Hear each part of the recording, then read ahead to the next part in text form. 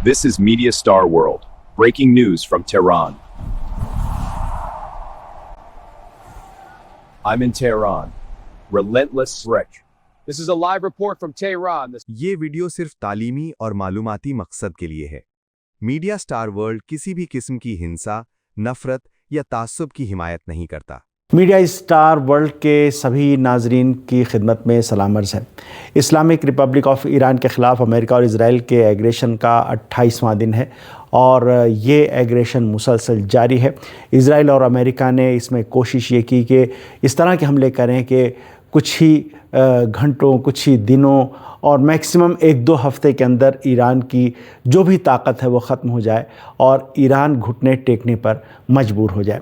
اس نیت کے ساتھ، اس اسٹریٹجی کے ساتھ، اس پلان کے ساتھ ڈونلڈ ٹرمپ اور اسرائیل میدان میں کودے تھے۔ لیکن آج جو صورتحال آپ امریکن میڈیا میں دیکھیے یا اسرائیلی میڈیا میں دیکھیے، اسرائیلی میڈیا میں جس طرح کی باتیں آ رہی ہیں ان کو اگر دیکھیے تو ہم کو الگ سے کچھ کہنے کی ضرورت نہیں ہے۔ یہ اسٹوریز خود اس بات کا ثبوت ہیں کہ اسٹریٹجی فیل ہو چکی ہے، بلکہ یہاں تک کہا جا رہا ہے کہ امریکہ کے پاس تو اسٹریٹجی تھی ہی نہیں۔ ایک چیز یہ ہے، ایک تبصرہ یہ کیا جا رہا ہے امریکن میڈیا میں کہ اسرائیل نے امریکہ کو کھینچ لیا اس جنگ میں، اور ڈونلڈ ٹرمپ کو اسرائیل نے ایک طرح سے بیوقوف بنایا اور غلط معلومات فراہم کی، غلط اطلاعات دی۔ موساد کے چیف نے تو اس کا، موساد جو اسرائیل کی خفیہ ایجنسی ہے، اس کے چیف نے اس بات کا اعتراف کیا جو اسرائیلی میڈیا میں خبریں آئیں اور امریکن میڈیا میں بھی، کہ ان کی جو معلومات اور ان کا جو ڈیٹا تھا، انہوں نے جس طرح کی معلومات فراہم کی تھی اسرائیلی پرائم منسٹر کو اور امریکہ کے عہدیداروں کو، وہ معلومات غلط تھی۔ معلومات یہ تھیں کہ جیسے ہی اٹیک ہوگا ایران کے اندر ایک بغاوت ہو جائے گی اور پوری طرح سے خود عوام سڑکوں پر آ کر ایران کی حکومت اور نظام کا خاتمہ کر دیں گے۔ لیکن یہ غلط ثابت ہوا، ایسا نہیں ہوا، بلکہ پوری قوم، پورے عوام اس وقت متحد ہیں اسلامک ریپبلک آف ایران کو بچانے کے لیے، نیشن کو بچانے کے لیے، ملک کو بچانے کے لیے۔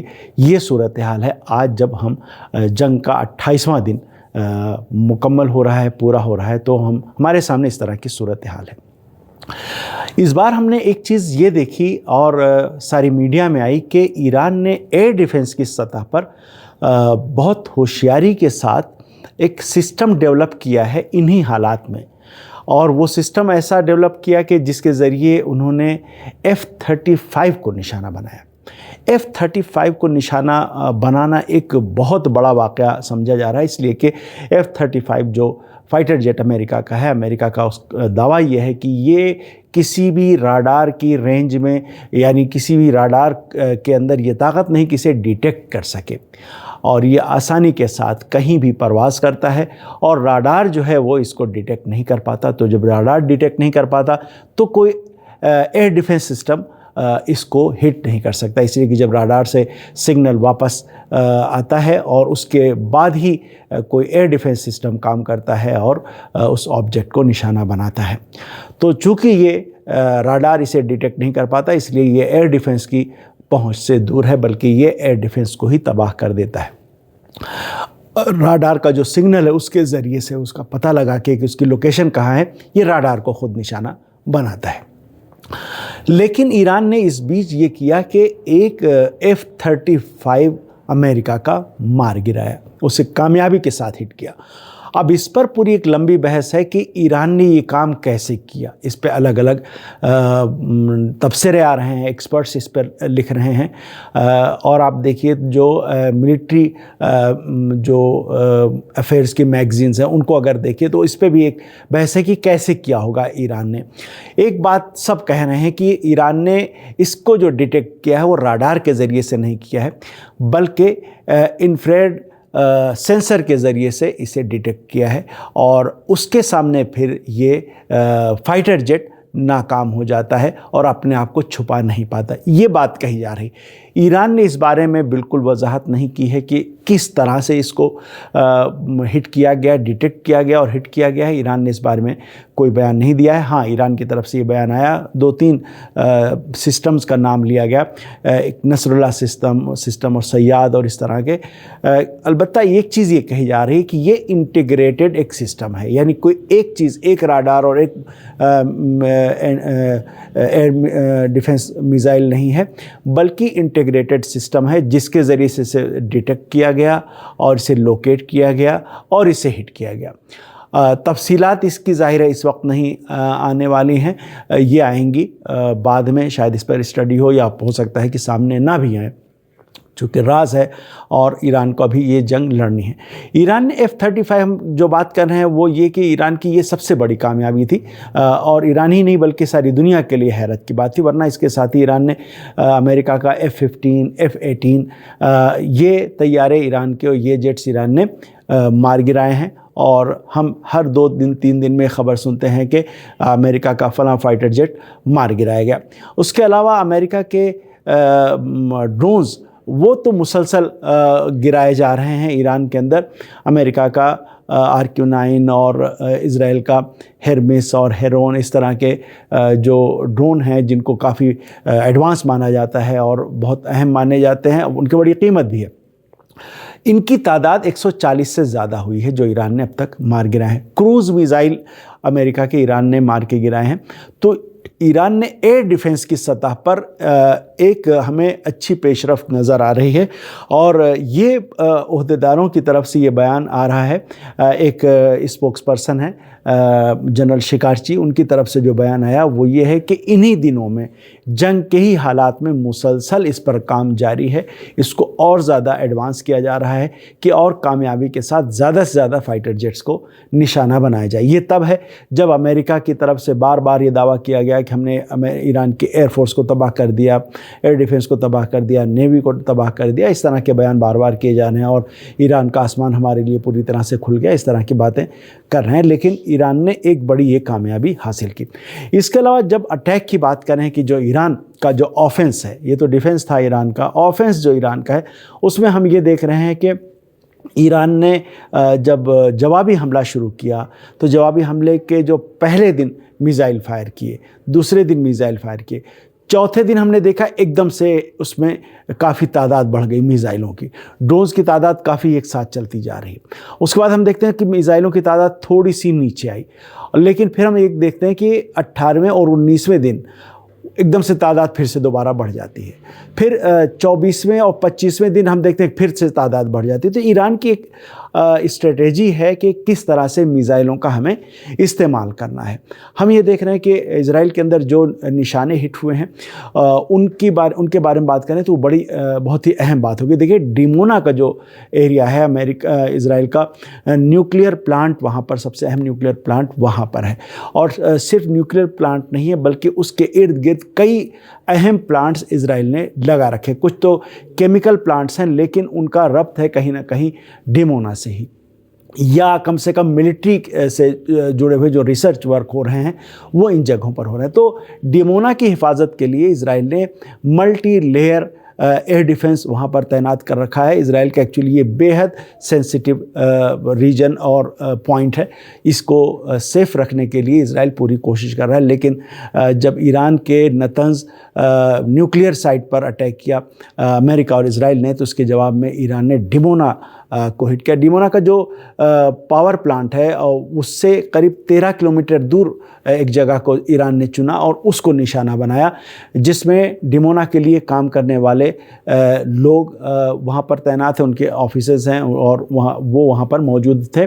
اس جگہ کو ایران نے نشانہ بنایا اور ایک میزائل ایران کا جس نے وہاں پہ ہٹ کیا، اس نے 12 عمارتوں کو پوری طرح سے کھنڈر بنا دیا. 3 عمارتیں تو پوری طرح سے گر گئیں جو عراد کا علاقہ تھا. تو یہ ایران کا جو اٹیک تھا وہ ایک اہم پیغام تھا اسرائیل کے لیے کہ ہم جو آپ کی بالکل سیف جگہ جس کو آپ نے بہت ہی سیف بنا کے رکھا ہے اس کو بھی جب ارادہ کر لیں گے ہم اسے ہٹ کر سکتے ہیں. تو ڈیمونا پہ اٹیک کر کے ایکچولی ایران نے ایک بڑا اہم میسج دیا کہ اگر اسکلیشن اس حد تک آگے بڑھتا ہے کہ آپ ہمارے نیوکلیئر پلانٹس کو نشانہ بناتے ہیں تو آپ کا نیوکلیئر پلانٹ کسی بھی طرح سے سیف نہیں ہے, چاہے اس پہ آپ نے کتنی ہی ایئر ڈیفنس کی لیئرز لگا رکھی ہیں, جمع رکھی ہیں, وہ جگہ بچنے والی نہیں ہے. تو اگر ہم لڑائی کی بات کریں, جنگ کی بات کریں, تو ایران اس وقت یہ صورتحال ہے کہ جس طرح کے ٹارگٹ کو اسرائیل اور امریکہ ہٹ کر رہے ہیں, ایگزیکٹلی اسی طرح کے ٹارگٹ ایران ہٹ کر رہا ہے اسرائیل کے اندر, اور امریکہ کی جو بیسز ہیں جہاں جہاں, ان بیسز کو سینٹر میں رکھ کے اس سے جڑے ہوئے جو پلانٹس ہیں ان کو ایران نشانہ بنا رہا ہے, یا جو ملک اس ایگریشن میں ساتھ دے رہے ہیں, امریکہ کا ساتھ دے رہا. اب تو بالکل واضح ہو گیا, یو اے ای کا تو بالکل واضح ہو گیا, وہ کھل کے ایک طرح سے کہا جائے کہ سامنے آ گیا کا مطلب یہ کہ وہ بیان نہیں دیتا تھا, ورنہ وہ پوری طرح سے پہلے بھی شامل تھا, امریکہ کے ساتھ بھی اور اسرائیل کے ساتھ بھی شامل تھا. تو اس کے جواب میں یہ ہوا ہے کہ ایران نے یو اے ای میں جو مختلف سائٹس ہیں, مختلف پوائنٹس ہیں جن کو نشانہ بنایا ہے, اور الزفرا ان کی جو ایئر بیس تھی امریکہ کے استعمال میں تھی, اس پر ایران بار بار حملے کر رہا ہے. تو ہم یہ دیکھ رہے ہیں کہ جس طرح کا ٹارگٹ وہاں سے ہٹ کیا جا رہا ہے اسرائیل اور امریکہ کی طرف سے, اسی طرح کا ٹارگٹ ایک بڑے پیمانے پر, زیادہ بڑے پیمانے پر ایران ہٹ کر رہا ہے.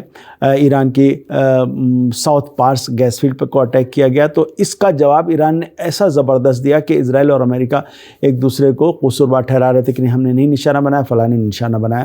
لیکن ایران کا جو جواب تھا وہ اس میں ایک میسج چھپا تھا کہ اگر آپ انرجی کا انفراسٹرکچر اس کو آپ ہٹ کرنے جائیں گے تو پھر کوئی بھی انفراسٹرکچر اس طرح کا بچے گا نہیں.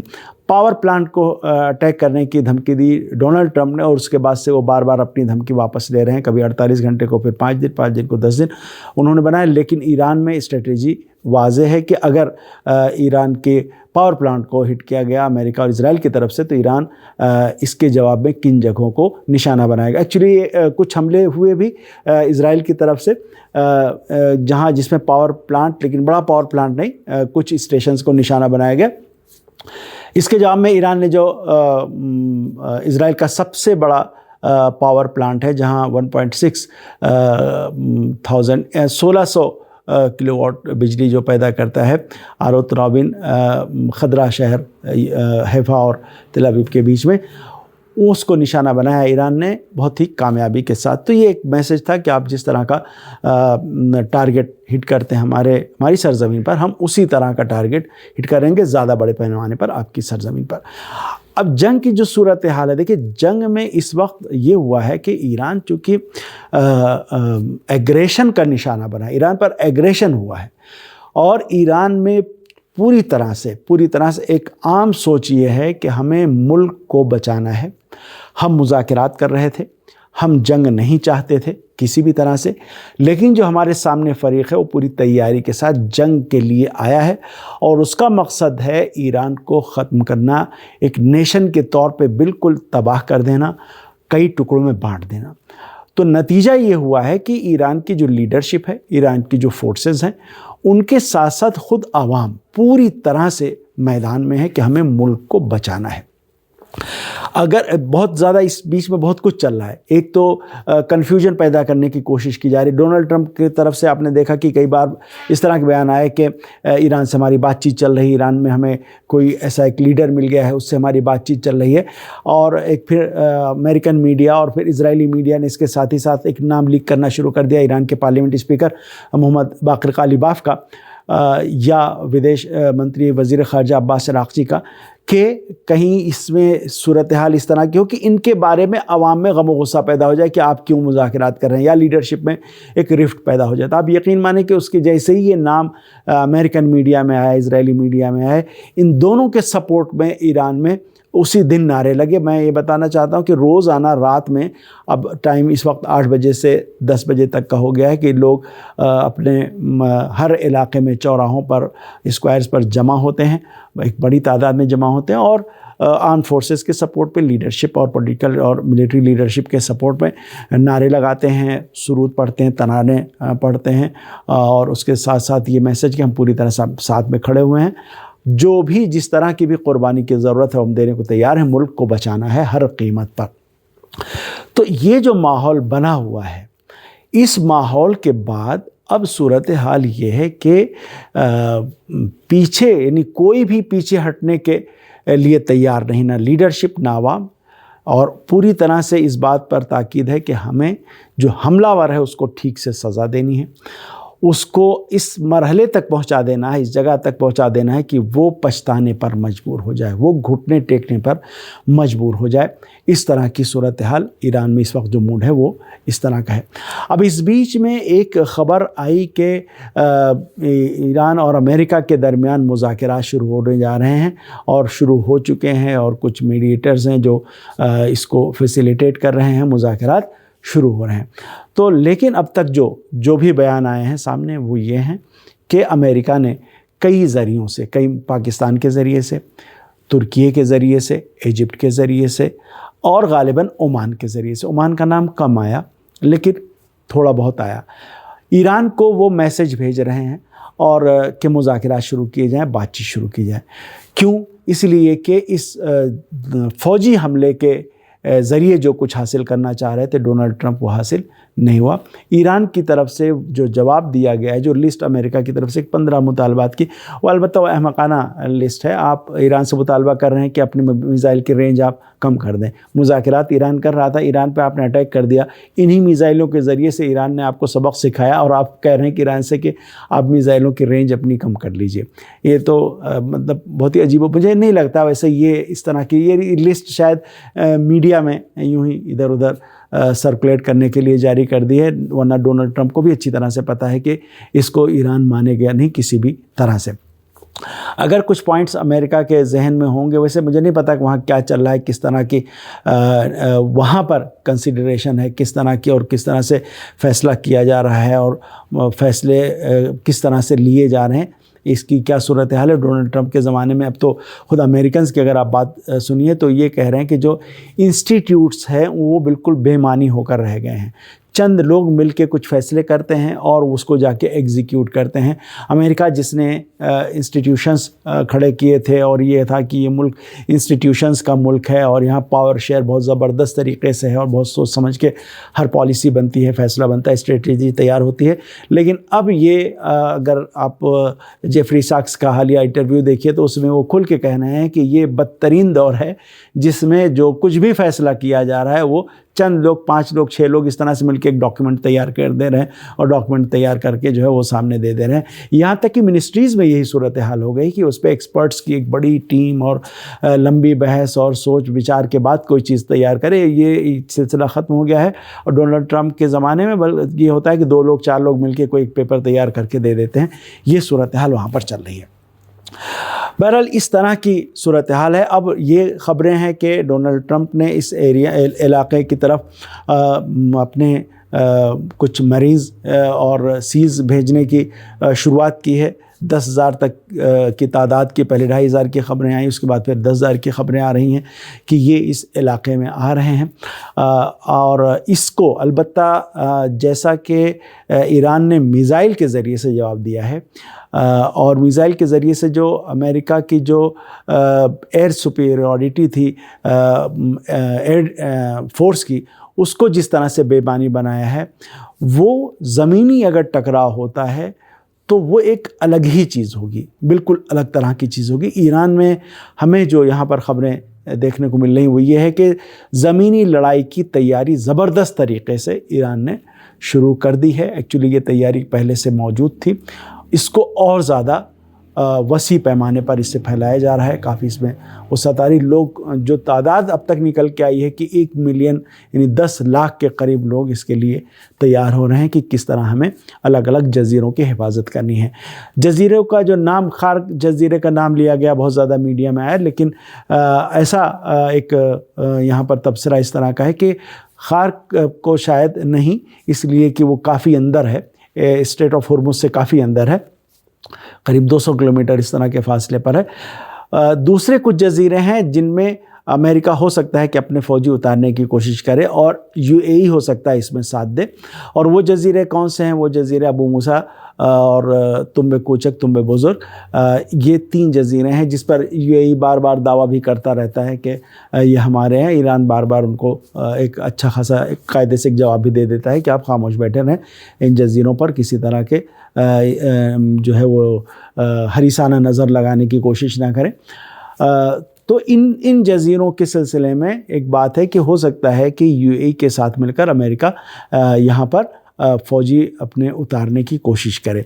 तो इसको कैसे निपटना है?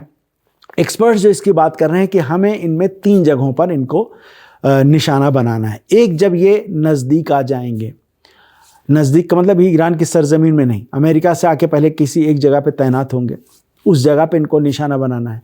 फिर जब वो वहाँ से सफ़र करके ईरान के बॉर्डर के करीब आना चाहेंगे तो रास्ते में इनको निशाना बनाना है। फिर जब वो ईरान की सरजमीन पर आ जाएंगे, वो तीसरी जगह होगी जो बेहतरीन जगह होगी उनसे जंग की। तो जंग की तैयारी, जो ज़मीनी जंग है उसकी तैयारी ज़बरदस्त तरीक़े से है, पूरी तैयारी है कि हमें इस लड़ाई में पूरी तरह से अमेरिकन्स को एक अच्छी तरह से सबक सिखाना है। लेकिन ये भी है कि ये लड़ाई अगर यहाँ तक पहुँचती है तो हालात काफ़ी पेचीदा हो जाएंगे। अब सूरत हाल इस वक्त ये है कि देखिए, स्ट्रेट ऑफ हॉर्मुज़ बंद नहीं है, बल्कि बहुत ही इसको मैनेज किया जा रहा है, कंट्रोल किया जा रहा है कि यहाँ से अमेरिका के जहाज़ और अमेरिका के जो एलाइज़ हैं इस एग्रेशन में, उनके जहाज़ यहाँ से ना गुज़रने पाएँ। ईरान की फ़िलहाल ये स्ट्रेटेजी, इसी पर वो अमल पैरा है। इसके अलावा जो दोस्त ममालिक हैं उनके जहाज़ यहाँ से गुज़र रहे हैं, बाकायदगी के साथ जा रहे हैं। ईरान का ये नज़रिया है कि हमको इस सिलसिले को इसी तरह से जारी रखना है कि यहाँ से जो जहाज़ हमारे दोस्त ममालिक हैं या जो हमारे ख़िलाफ़ एग्रेशन में शामिल नहीं हैं, उनके जहाज़ों को यहाँ से गुज़रने दिया जाएगा। एक मेकैनिज़म के तहत ईरान एक मेकैनिज़म किसी हद तक तैयार कर चुका है। मुझे लग रहा है कि इसको और बेहतर तरीके से डेवलप करने की तरफ आगे बढ़ रहा है ईरान। मेकैनिज़म कि किस तरह से कोई भी मुल्क अगर इस इलाके से, इस रास्ते से गुज़रना चाहता है तो उसको कैसे इजाज़त लेनी है और कैसे इस रास्ते से गुज़रना है, इस पर ईरान की तरफ से एक बाकायदा, और इसको लीगली इसको कैसे इस्टेब्लिश करना है, इस पर भी काफ़ी ज़्यादा कंसिडरेशन यहाँ पर चल रही है। अब इस सूरत हाल में ये जो ईरान ने कंट्रोल किया है स्ट्रेट ऑफ हॉर्मुज़ को, ये ईरान के पास एक अहम कार्ड है। अगर एस्केलेशन बढ़ती है, देखिए एक चीज़ बड़ी अजीबोगरीब हो रही है, वो ये हो रही है कि इस रीजन में अमेरिका आके टेंशन उसने क्रिएट की, हालात उसने ख़राब किए, बदअमनी फैला दी और उसका असर पूरी दुनिया को झेलना पड़ा।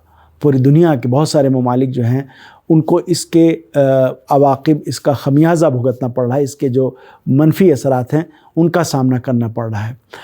अमेरिका इसके बावजूद बाज नहीं आ रहा है।